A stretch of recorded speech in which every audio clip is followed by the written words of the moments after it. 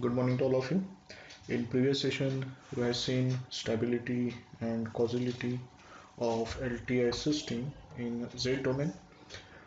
We have solved one example where we identified the impulse response, that is h of n, for stable as well as causal and anti-causal system. In today's session, we will be discussing pole zero cancellations, as well as we will be solving two examples where we will be utilizing this concept to cancel pole and zeros.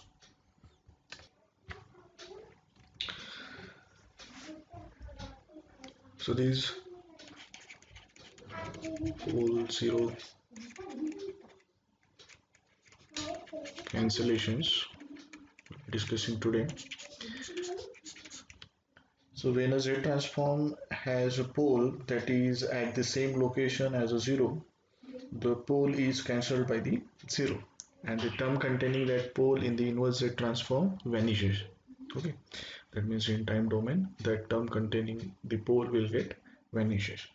So pole zero cancellation can occur either in the system function itself or in the product of the system function with the Z transform of the input signal, right? Because we have seen the system function h of z is nothing but y of z upon x of z, right? So this we have already seen, y of z upon x of z. So this pole zero cancellation can occur in the system function itself or in the product of system function with the input signal, right? So basically uh, when a z transform when a z transform has a pole that is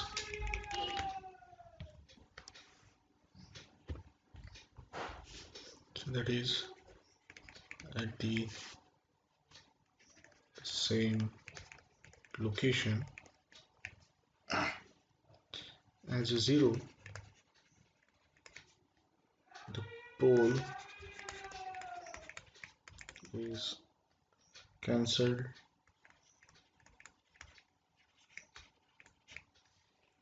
by the zero,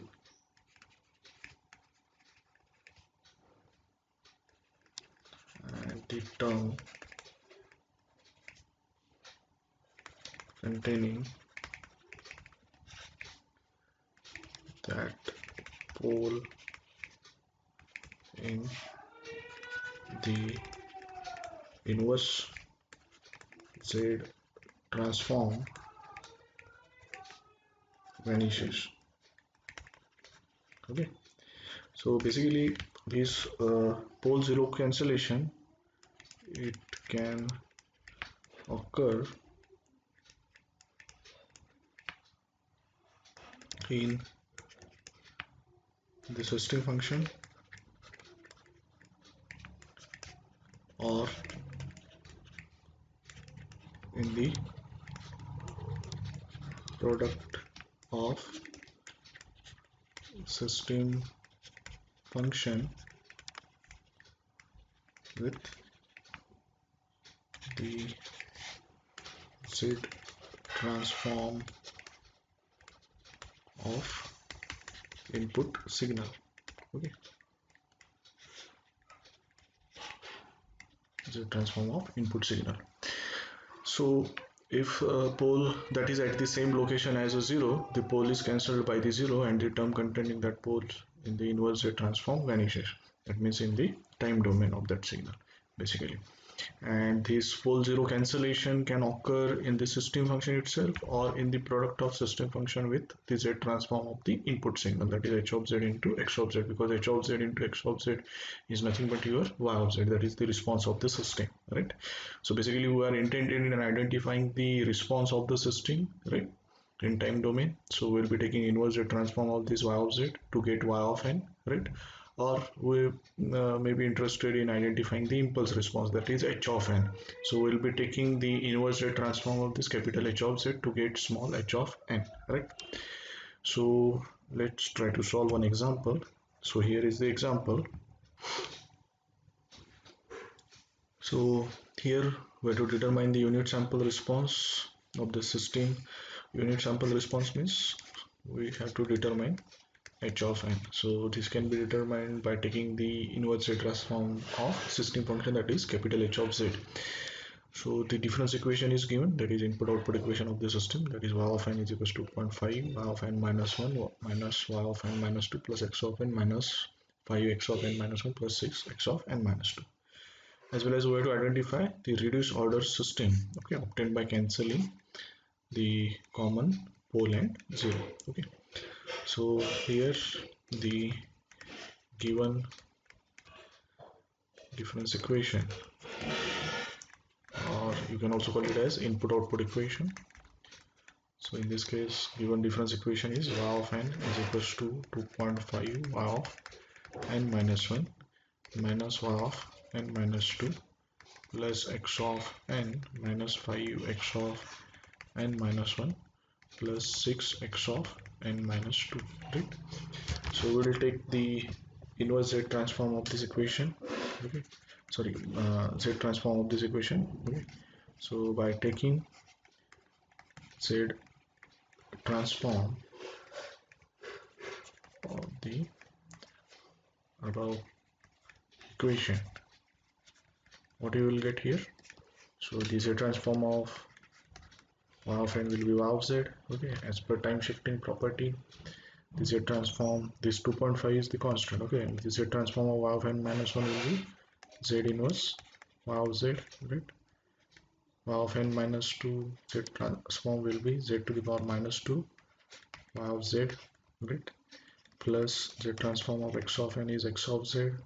Then again this minus 5 is constant. Z transform of x of n minus 1, as per time shifting property, it will be Z inverse x of z plus 6 Z to the power minus 2 x of z. Okay, so we'll take these terms of y of z and x of z particular side. So y of z minus 2.5 z inverse y of z minus, sorry, plus z to the power minus 2 y of z is equals to, we have x of z minus 5 z inverse x of z, right, plus 6 z to the power minus 2 x of z.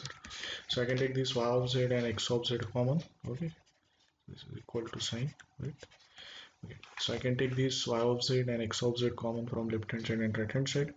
So if I'm taking this y of z upon x of z, so that will be your h of z, right? So h of z is equals to y of z upon x of z. So it will be, if I'm taking y of z common from this equation, so it will be 1 minus this will be 1 minus 2.5 z inverse plus z to the power minus 2. So I will be sending it on the right hand side, so it will be in denominator, right? So it will be 1 minus 2.5 z inverse plus z to the power minus 2, right? So it will be z to the power minus 2. And if I'm taking x of z common from this side, so it will be 1 minus 5z inverse, right, plus 6z to the power minus 2. Okay, so this is the equation for the system function h of z. Okay, so I'll just rewrite this h of z on next slide. So h of z, what we have, that is nothing but the y of z upon x of z, it is equals to, so in numerator we have 1 minus 5z inverse plus 6z to the power minus 2, and in denominator we have 1 minus 2.5z inverse plus z to the power minus 2.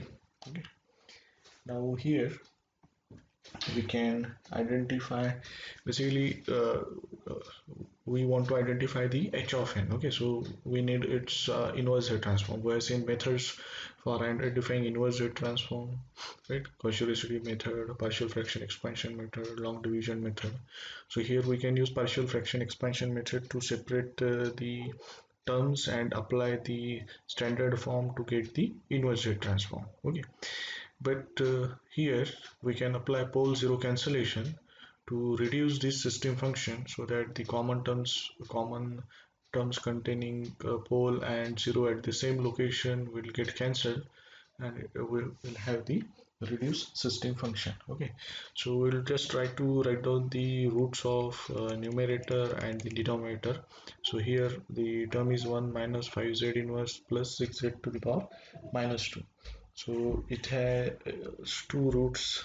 Okay, so it can be written as 1 minus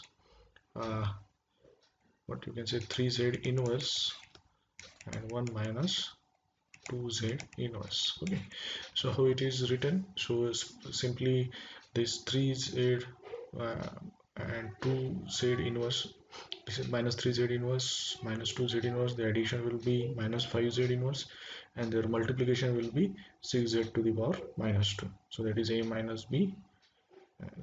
According to that, we have applied these or we identified the roots of this numerator, right?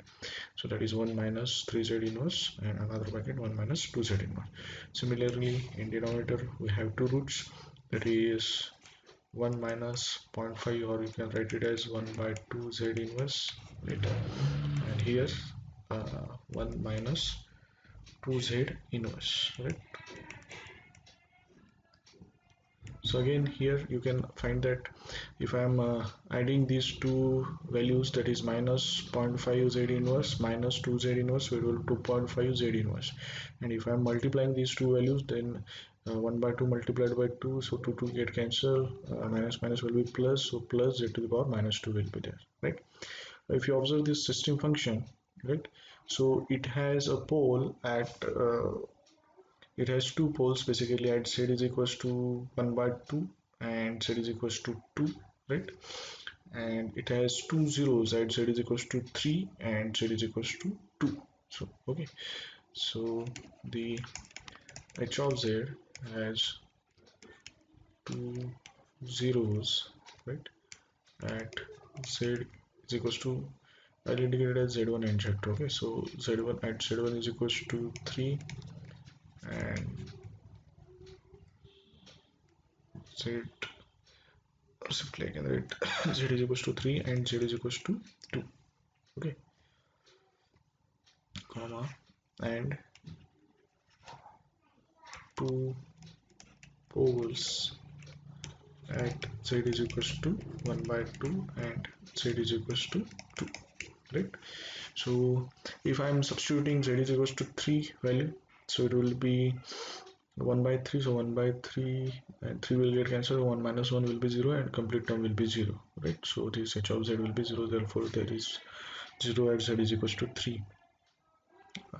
But if I'm substituting the value z is equals to 2, so it may be infinity or it may be 0, right? And if I'm substituting z is equals to 1 by 2, so it will be infinity. Okay, so 1 by 2, 1 by 2, 1 by 2 multiplied by 1 upon 1 by 2 will get cancelled. So 1 minus 1 will be 0, 1 upon 0 will be infinity. So it has a common uh, pole and 0 at location z is equals to 2, right?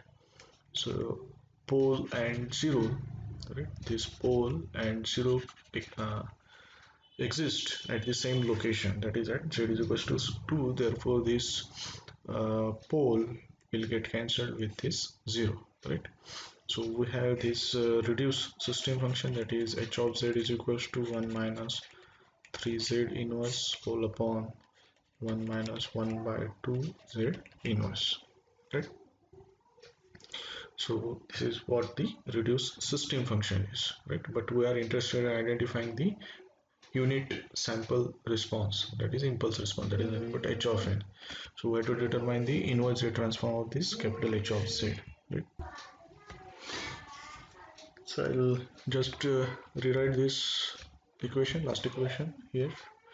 So we have now the system function h of z is equals to 1 minus 3z inverse upon 1 minus 1 by 2 z inverse. Okay, so we can make some adjustment here to identify the inverse Z transform of this h of z, right? So to get h of n, we need to identify the inverse Z transform of this h of z, right? So I can simply write it as h of z is equals to simply 1 minus 2.5 z inverse whole upon 1 minus 1 by 2 z inverse. Okay, so if you subtract these two terms, so you will get this term, right? So this will be 1 minus this will be 1 minus 1 by 2 z inverse minus 2.5 z inverse. Okay, so uh, zero point 0.5 z inverse minus 0.5 z inverse minus 2.5 z inverse will be minus 3 z inverse, and this one will be added, so it will be 1 minus 3 z inverse in numerator, and denominator will be 1 minus 1 by 2 z inverse. Okay, so this indicates the same term, right? So here we can identify the inverse Z transform of this H of Z. Okay, so the inverse Z transform of H of Z is, so it will be simply indicated as H of n.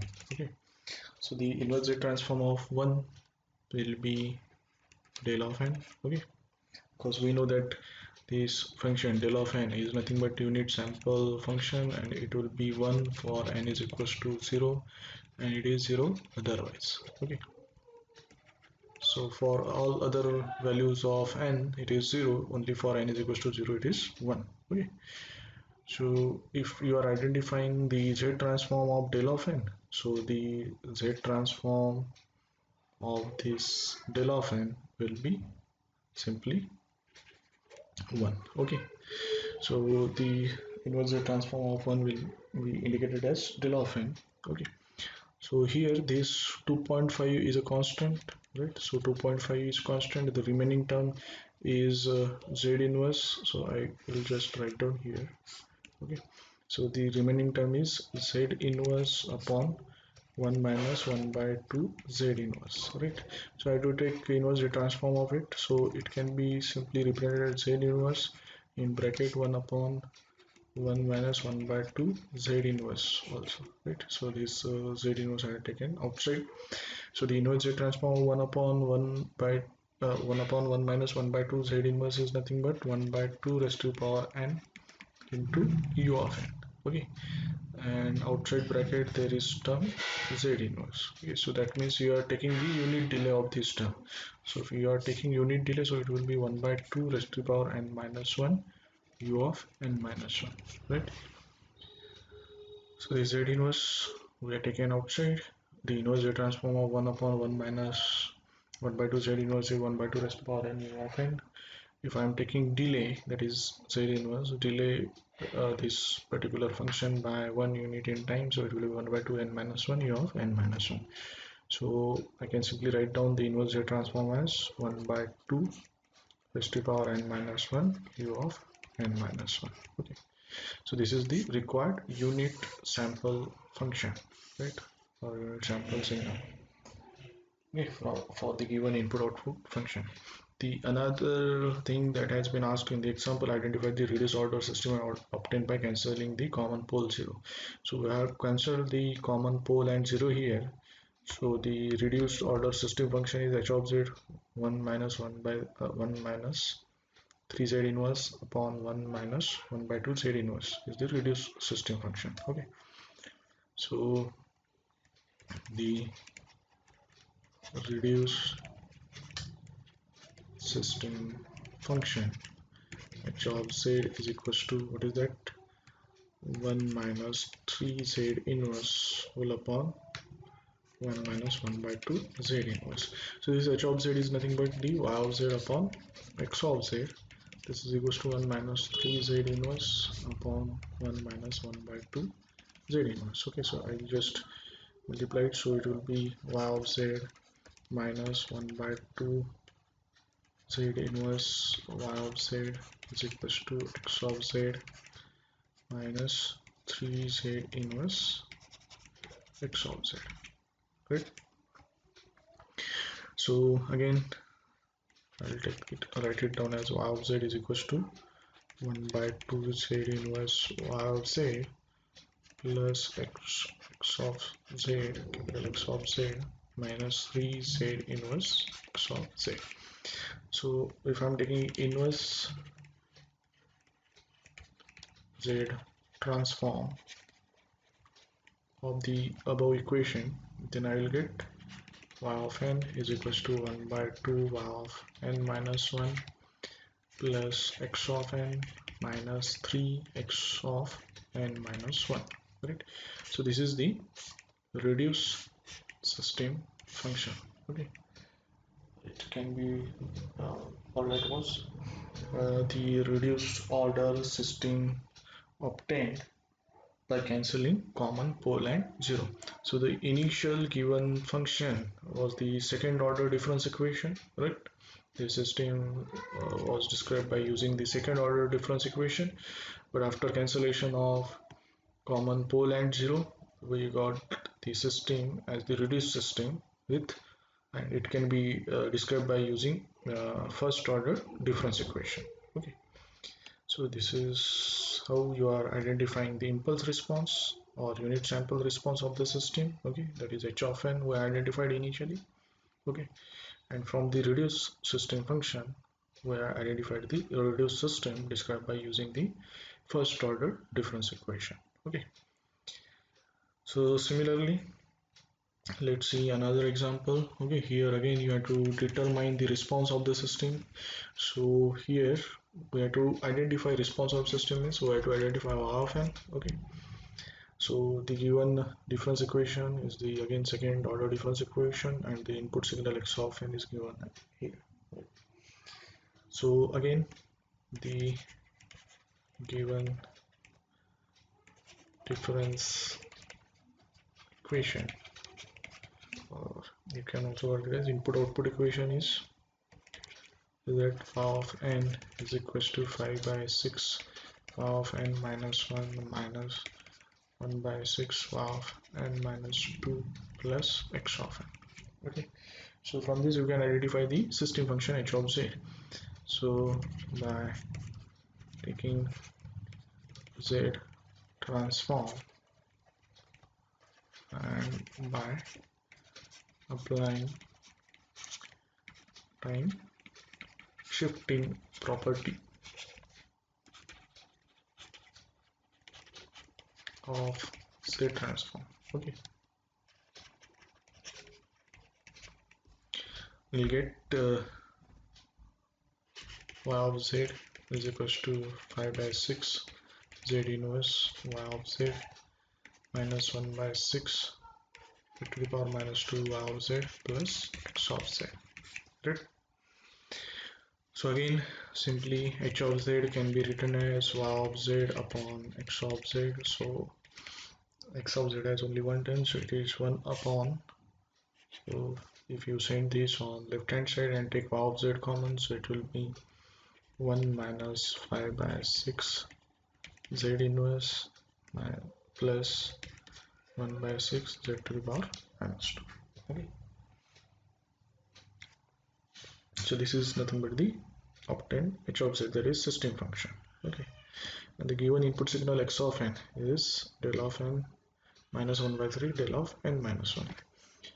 So the given input signal x of n is equals to, has been given, del of n minus 1 by 3 del of n minus 1.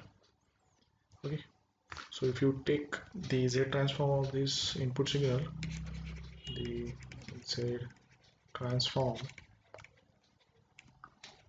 of x of n is, so it will be indicated as x of z, right? So x of z will be, the z transform of del of n will be 1 minus, it will be 1 by 3 z inverse. Okay, again by using the z transform and time shifting property of the z transform, right? So this is the z transform of the x of n, that is x of z. Okay, and this is the system function. Okay, h of z. But we are interested in identifying the response of the system, that is nothing but y of n. So we need to identify y of z. Okay, so as per this equation, y of z is equals to h of z into x of z. Okay, so the z transform of the response system, that is y of n. Okay, so this is a transform of y of n will be y of z, and it is nothing but simply h of z multiplied by x of z. Okay, so what we have in h of z, so h of z is 1 upon 1 minus 5 by 6 z inverse minus plus 1 by 6 z to the power minus 2 multiplied by x of z is 1 minus 1 by 3 z inverse. Okay, so here again in denominator we can identify the roots of this denominator. Okay, so you can rewrite this y of z as y of z is equals to, in numerator we have 1 minus 1 by 3 z inverse, is 1 minus 1 by 3 z inverse is there. So in denominator we have 1 minus 5 by 6 z inverse plus 1 by 6 z to the power minus 2. So it will be minus 1 by 2 z inverse and minus 1 by 3 z inverse will be the roots. Okay, so you can write here 1 minus 1 by 2 z inverse and 1 minus 1 by 3 z inverse, right? So because if I am multiplying these two terms, so minus 1 by 2 z inverse minus 1 by 3 z inverse, so it will be plus 1 by 6 z to the power minus 2 will be the multiplication. And if I am adding these two terms, so minus 1 by 2 z inverse minus 1 by 3 z inverse, it will be 5 by 6 z inverse minus 5 by 6 z inverse will be there. Okay, addition. So if you observe, so it has, so the y of z has common pole and 0 at z is equals to 1 by 3. Okay, so at z is equals to 1 by 3 it has 0 as well as it has pole. Okay, so this pole will get cancelled with 0, right? So we have this reduced system, reduce z transform of response of the system, that is we have y of z is equals to 1 upon 1 minus 1 by 2 z inverse. Okay, so this is what we have, right? So we can take its inverse z transform to get the actual response of the system, right? So the inverse z transform of y of z is, so it will be y of n is equals to, it will be simply 1 by 2 raised to power n into u of n, right? So this will be the inverse transform of this obtained reduced transform function. Okay, so this is how we have determined the response of the system, that is nothing but y of n. Initially we identified the z transform of this y of n, right? From that we identified the system function, we have taken the z transform of the input signal. Okay, so after obtaining the z transform of input function, that is x of z, so this x of z is multiplied with the system function to get the y of z. Okay, so we factorized this numerator, sorry, denominator of h of z, then we have cancelled the common pole and 0 to get the reduced equation of y of z, right? And then we have taken the inverse z transform to get the response of the system. Okay, so this is the required response of given system. Okay, so this is all in this session. In next session we'll be discussing one test which is called as score con test to check the stability of the given system. So we'll be discussing the score con stability test in the next session. Thank you for joining this session.